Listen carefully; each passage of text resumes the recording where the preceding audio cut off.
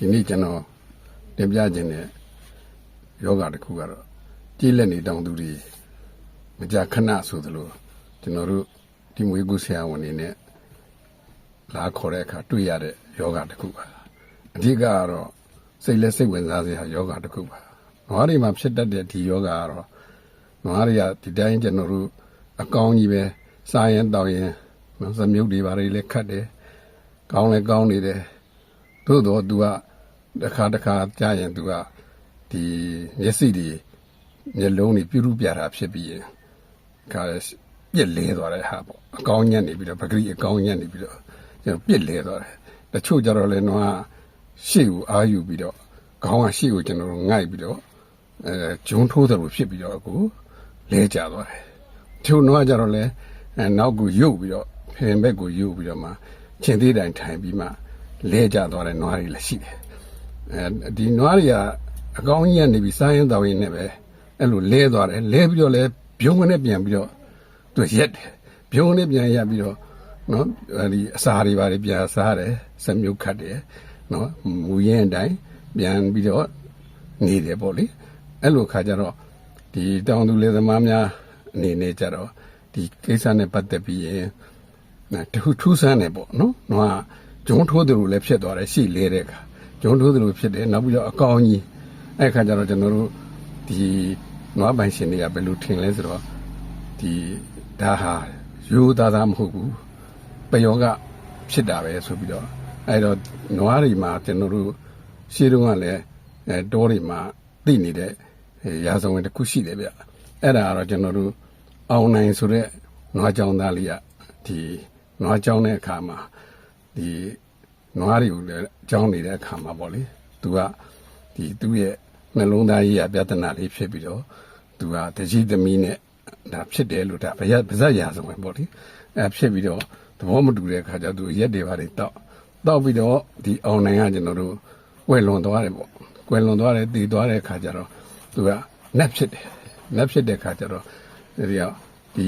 အောင်နိုင်နတ်ဆိုတာပေါ့ကျွန်တော်တို့ရွာတွေမှာတော်တော်များများသိပါတယ်ရွာတွေကတော့ဒီအောင်နိုင်နတ်ဆိုရင်သိတယ်လက်ရှိအချိန်ထိလည်းအလှဝဲတွေမှာအောင်နိုင်နတ်တွေဖော်ပြီးတော့ကပြတာတွေတောင်မှပဲတချို့ရွာတွေမှာတွေ့ရသေးတယ်အဲ့တော့ဒီအောင်နိုင်နတ်ဆိုတာသူတို့ရင်းနှီးကြတယ်အဲ့တော့အောင်နိုင်နတ်ကဒီနွားကြောင်းတဲ့လူတို့နွားပိုင်ရှင်တို့ကသူတို့မကြိုက်တာတခုခုသူကလုံပြီးတဲ့အခါမှာနွားကိုသွားပြီးတော့ဒီဟိုနေပေါ့ကျွန်တော်တို့ဒီနွားဖန်းစားတာပေါ့လေနော်ဖန်းစားလို့ခုနပြောသလိုဂျုံတွေထိုးတယ်နော်ပြစ်လဲတာတွေနော်ပြီးတော့အကောင်းကြီးရက်နေတယ်အဲ့လိုတွေဖြစ်တဲ့အခါကျတော့သူတို့ဒီအောင်နိုင်နတ်ကိုပြန်ပြီးတော့မကျင်နတ်လို့လုံတာပူဇော်ပတ်တာရမယ်ဆိုပြီးတော့အောင်နိုင်နတ်ကိုကျွန်တော်တို့ပူဇော်တယ်အောင်နိုင်နတ်ဆိုတာခုနပြောလို့နွားကြောင်သားကိုအောင်နိုင်ကနေပြီးမှတီးပြီးဖြစ်တဲ့နတ်ဆိုတော့သူကနွားတွေမှာဆွဲလန်းပြီးတော့နွားတွေရှိရတယ်မှာတော့ရှောက်ဆိုတယ်လို့သူကနွားတွေနားမှာနေတယ်ပေါ့လေအဲ့ဒီနတ်ကနေပြီးတော့ခုနပြောသူနွားပိုင်ရှင်နဲ့နွားကြောင်သားတွေနဲ့မကျင်တဲ့ဖွယ်ရမဖွယ်မရလို့ရင်သူကဒီလိုပဲနွားတွေကိုဖမ်းစားတယ်ပေါ့နော်အဲ့လိုပဲလူစားတယ်ဖမ်းစားတယ်ပေါ့အဲ့ခါကျတော့နွားတွေကခုနပြောသလိုပဲအကောင်းညံ့နေပြစ်လဲသွားမယ်ဂျုံထိုးတာတွေလည်းဖြစ်တတ်တယ်ပေါ့လေသူဆွဲထားတဲ့ကျိုးဆွဲထားတဲ့နဖားဆွဲထားတဲ့ကျိုးရဲ့အရောက်ရှေ့ဂျုံဆိုင်သွားတာလည်းရှိတာပေါ့အဲ့တော့အဓိကတော့အာယုံကျော်လက္ခဏာတွေပေါ့အဲ့လိုတွေဖြစ်တဲ့ခါကျတော့ကျွန်တော်တို့ဒီဆရာဝန်လာခေါ်တယ်စီကူအဲ့ကကျတော့ဆရာဝန်လာခေါ်တော့ကျွန်တော်တို့ကဒီနွားရှင်ရှိတဲ့နွားဖြစ်တဲ့စီကိုကျွန်တော်တို့ကရောက်တဲ့အခါမှာဘာတွေတွေ့ရလဲဆိုတော့နွားနဲ့မလှမ်းမကမ်းမှာကျွန်တော်တို့ဒီအောင်နိုင်နတ်ကိုတို့ပူဇော်ပတ်တာထားတာပေါ့ဒီစပွဲဝိုင်းလေးနဲ့နွားနဲ့လည်းမလှမ်းမကမ်းစပွဲဝိုင်းလေးပေါ်မှာရပလင်းလည်းပါတယ်ငပြောပွဲအုံပွဲတွေနဲ့ပေါ့ဒါတွေနဲ့လုပ်တယ်ဆရာကျွန်တော်တို့တော့ပြောကြပါတယ်ဆရာကျွန်တော်တို့ဒီလူတွေတော့လုပ်တယ်ဒါလေးတော့လုပ်ပြရစီပေါ့နော်ဟာလုပ်ပါကျွန်တော်မတားပါဘူးဒါသို့တော့ကျွန်တော်ဂရီလေးတစ်ခုတော့ပြီးအတွင်းစည်းတွေနော်အတွင်းစည်းတွေမတိုက်ပါနဲ့ထိုးတဲ့စည်းတွေလည်းကျွန်တော်တို့ညွှန်ကြားတာလွဲရင်ကျွန်တော်တို့လုပ်တာလွဲရင်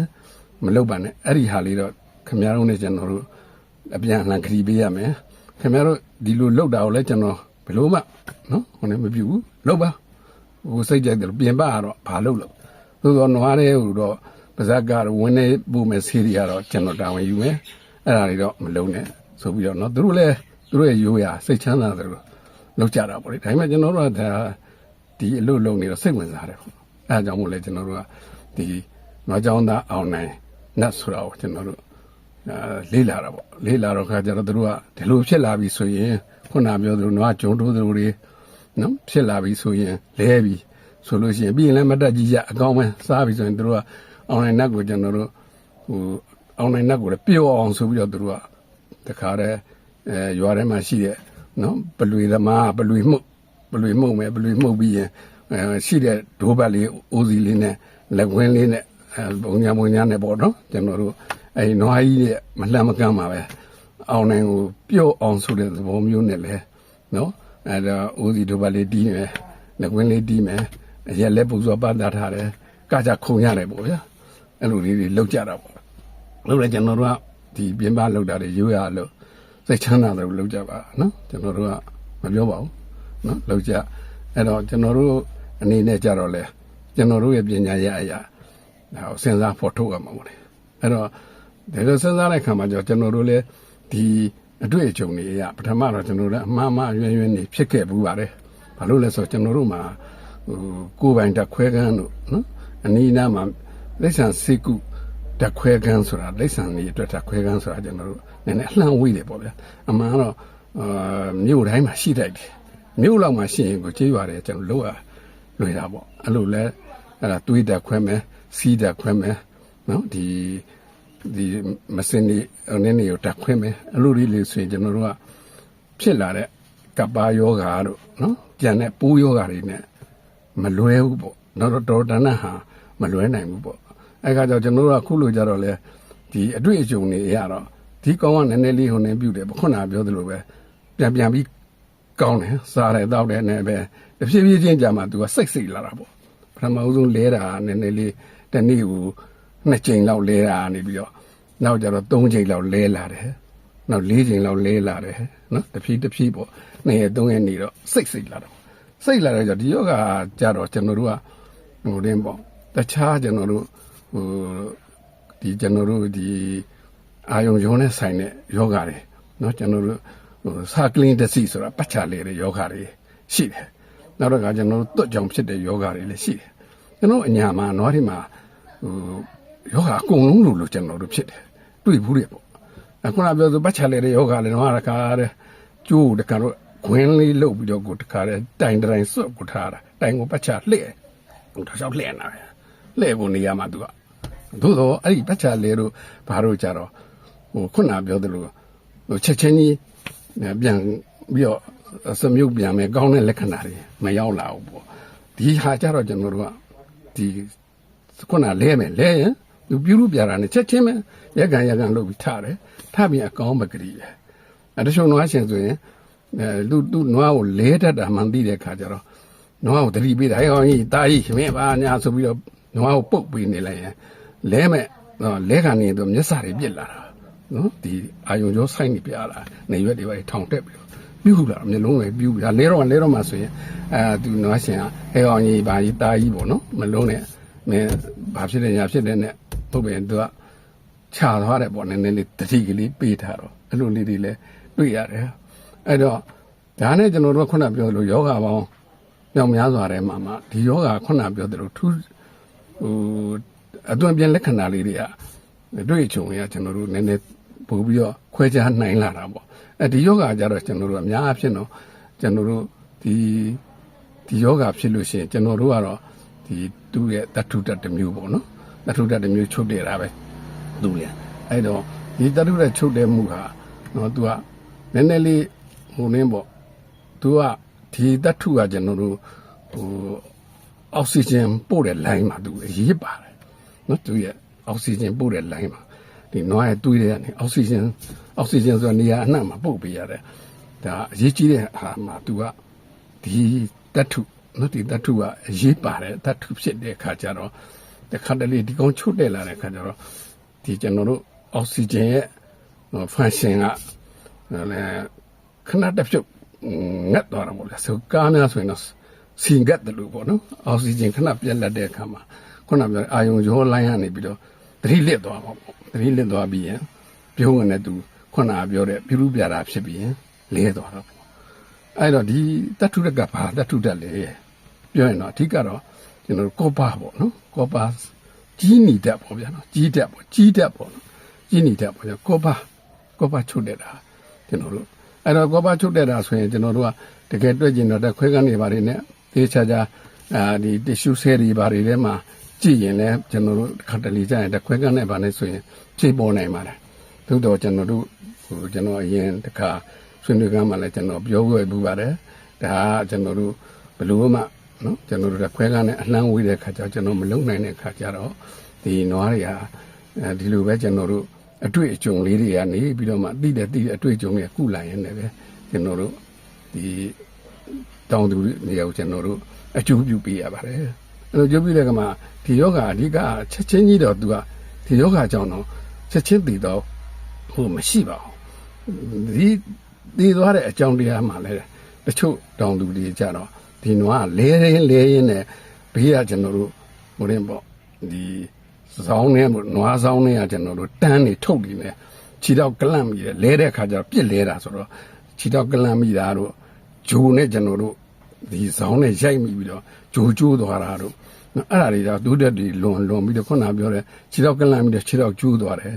ငါပေါင်နေပါတော့ကျိုးသွားတယ်ကျိုးသွားတဲ့အခါကျတော့လေထုံးစံအတိုင်းပဲကျွန်တော်တို့နွားရကောင်ကျိုးသွားပြီးနော်ဟိုနေပြုတ်သွားပြီဆိုရင်ပြုတ်စုရတာလည်းခက်တဲ့တစ်ခါကျတော့ဆုံးကြတော့ကျွန်တော်တို့တယုံရောင်းညပြုတ်ကြရတယ်ကိတ်ဆုံးလိုင်းကိုကျွန်တော်ရောက်သွားကြတာပေါ့လေအဲ့တော့ကျွန်တော်တို့ကဒီနွားရဲ့ယောဂဖြစ်ကြတဲ့ကျွန်တော်တို့အတွေ့အကြုံရဘယ်လိုထားပါနော်ကျွန်တော်ဆိုဂျူဒီညချအခိုင်းတယ်နွားကိုဒီလဲနေတဲ့နွားကျွန်တော်တို့ကဆေးကုသပြီဆိုရင်တော့ချလာမယ်နော်ချက်ချင်းကြီးတော့လဲဒီလဲရကြီးပြောက်မှာတော့ချလာမယ်ဥပမာသုံးကလဲရနေနှကာနေတခါပေါ့ဗျာဒီလိုချလာတဲ့အခါမှာကျွန်တော်ကညဘက်ဆိုရင်ဂျူဒီတယောက်ထားမယ်နွားနာမှာနော်နွားနာမှာကရင်လေးချပြီးတချို့ခုံတန်းလေးချပြီးအိပ်ပြီးတော့စောင့်တယ်နွားလဲကနေရနွားဓာမီလေးနဲ့အမြဲတမ်းဟိုလေးပေါ့မီးလေးဘက်ထရီမီးလေးတွေပေါ့ဗျာကျွန်တော်တို့အဲ့ခက်ကတော့ဘက်ထရီမီးလေးထွန်းပြီးတယ်နွားကိုကြည့်နေရမယ်နွားပြုတ်ပြတာနဲ့မျိုးလုံးတွေဝင့်လာပြီဆိုရင်တော့ဒါတွေကောင်လဲတော့မှာနော်လဲတော့မှာဆိုရင်သူကဘေးကတိုက်မိစရာခိုက်မိစရာတွေဘာတွေကိုကိုကဟိုဖယ်ရှားပေးမယ်နောက်ပြီးတော့တခါခုနပြောသလိုနွားချီတဲ့ကျူးကလည်းကျွန်တော်တို့ဟိုတင်းကိုငုတ်ကြီးလို့မချီရဘူးနော်ငုတ်ကြီးလို့မချီရမယ်နဲ့မြေကြီးထဲမှာကျင်းတူပြီးရင်ငုတ်ကိုဒါကလည်းမြေကြီးထဲအထိရောက်အောင်စိုက်ဘာလို့လဲဆိုတော့ညံဖန်ရံကနွားလဲတဲ့ခါမှာအဲ့ငုတ်ကတခါနွားရဲ့သူ့ရဲ့ဖိအားနဲ့နွားတစ်ပုံလုံးရဲ့ pressure နဲ့ကျတော့အဲ့ဒီငုတ်ကြီးကကျွန်တော်တို့ဟိုနေပေါ့ဖိုက်ဖောက်ပြီးတော့တခါတဲ့အသက်အန္တရာယ်ဖြစ်သွားတာမျိုးတွေလည်းတွေ့ရတယ်ခုနပြောပြအဲ့တော့ဒီယောဂရဲ့ဟိုနေကသူ့ယောဂအကြောင်းကြီးတဲ့ကြောင့်တည်သွားတာမျိုးတော့မဟုတ်ဘူးခုနပြောတဲ့ဒီလဲလိုက်တဲ့နော်အဲကြောင့်လဲတယ်ဆိုတော့ကျွန်တော်လဲတဲ့အခါမှာတက်တာအောင်ကျွန်တော်တို့က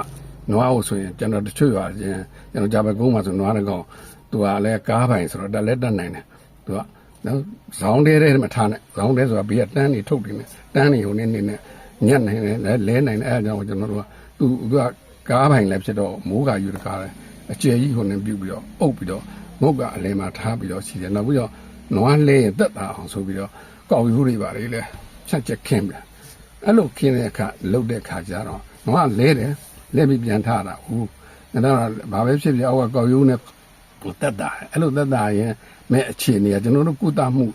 ဟိုပြောက်ကင်းတဲ့အချိန်အထိအဲ့လိုလေးဂျူဒီချမယ်လူလေးတော့လုပ်ပြရတယ်ဒါကတော့ကျွန်တော်တို့သူတို့ခိုင်းပြီးတော့နော်ဒီလိုနွားတကောင်တန်ဖို့လည်းမနေတော့သူတို့လည်းလုပ်ပါတယ်အဲ့လိုကျွန်တော်တို့ကစီးပြီးမယ်တက်တာလာမယ်အဲ့တော့ခုနပြောသလိုဒီကောပါတက်ဆိုတာဘာလဲကောပါတက်ဆိုတာကတော့နော်ကျွန်တော်တို့ဒီတို့သိအောင်ပြောရရင်တော့ဘယ်ဆေးဆိုင်နေတောင်မှရှိပါတယ်ကောပါဆိုတာဒုဋ္ဌနော်ဒုဋ္ဌဗျာပေါ့နော်ဒုဋ္ဌဗျာဆိုတာအပြာရောင်ဒုဋ္ဌပေါ့ဗျာဒုဋ္ဌဗျာဆိုတာတချို့ကျတော့ဒုဋ္ဌကိုပြာချတာမဟုတ်ဘူးနော်အပြာရောင်ဒုဋ္ဌဈေးလည်းသိမကြည့်ပါဘူးအဲ့တော့ဒါကောပါဆာလဖိတ်ပါပဲအဲ့တော့ကောပါဆာလဖိတ်ဆိုတော့ဒီကောပါဆာလဖိတ်ကတိုက်ရင်တော့ကျွန်တော်သတိထားတယ်ကျွန်တော်တို့ကတော့သူတို့စိတ်မချလို့ကိုယ်တိုင်ဖြို့တယ်နော်တိုက်မယ်ကိုယ်တိုင်ဖြို့တယ်ပြုတ်အောင်ဖြို့ရမယ်ဒီကောပါဆာလဖိတ်ရဲ့သဘောကအတွင်းမှာအစာရင်းတို့ဘာလို့မှအနာလေးတွေပါလေးတွေများမတော်တဆပေါ့နော်ရှိခဲ့ရင် လောင်စားရတဲ့သဘောလေးတွေရှိတယ်အဲ့ဒါကြောင့်ကျွန်တော်တို့ဒီကောပါဆာလ်ဖိတ်ကိုပျော့အောင်ဖြောပြီးတော့နွားကိုကျွန်တော်တို့တိုက်ပြီးလို့ရတယ်နော်အဲ့ဒီတစ်ခါတိုက်ရင်ကျွန်တော်တို့က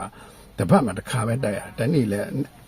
နေ့တိုင်းလည်းမတိုက်ရအောင်နော်အဲ့လိုတိုက်မယ်တိုက်ပြီးတော့ခုနကပြောတဲ့ကျွန်တော်တို့လဲတာကိုစောင့်ရှောက်မယ်နောက်တစ်ခါကျွန်တော်ကောပါဆာလ်ဖိတ်ဆရာဝန်တွေကတော့ကောပါဆာလ်ဖိတ်က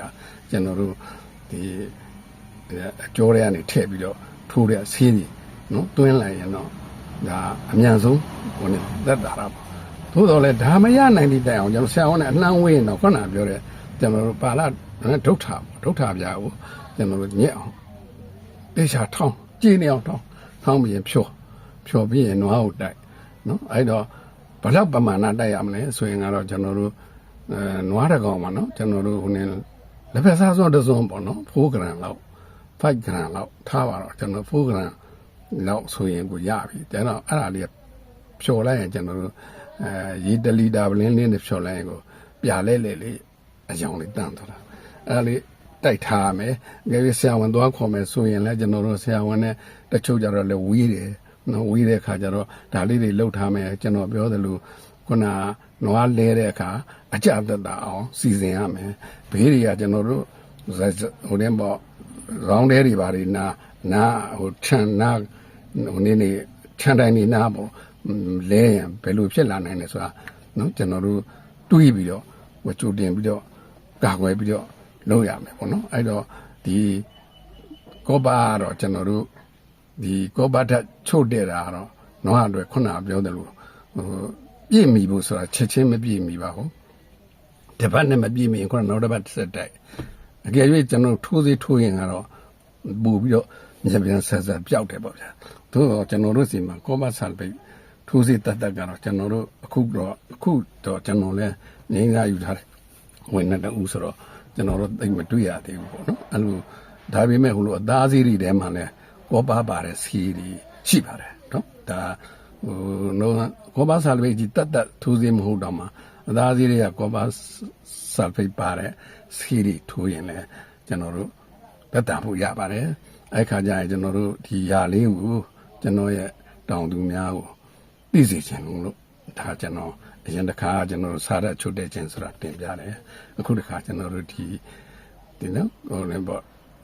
ကောပါကြီးနေတဲ့ချုပ်တဲ့နွားတွေရဲ့ဒီကံကြမ္မာလေးတတ်နိုင်ဆုံးကျွန်တော်တို့နွားပိုင်ရှင်များသိရှိအောင်နော်ဒီအောင်နိုင်တဲ့ဖမ်းတယ်ဆိုတဲ့ဟာကိုနော်ကျွန်တော်တို့ဝိုင်းပြီးတော့ထင်သိဆောင်ရကြပါလို့နော်စေတနာနဲ့အကြံပြုတိုက်တွန်းရပါတယ်ခင်ဗျာကျေးဇူးတင်ပါတယ်အခုလိုနားထောင်ပေးကြတဲ့အတွက်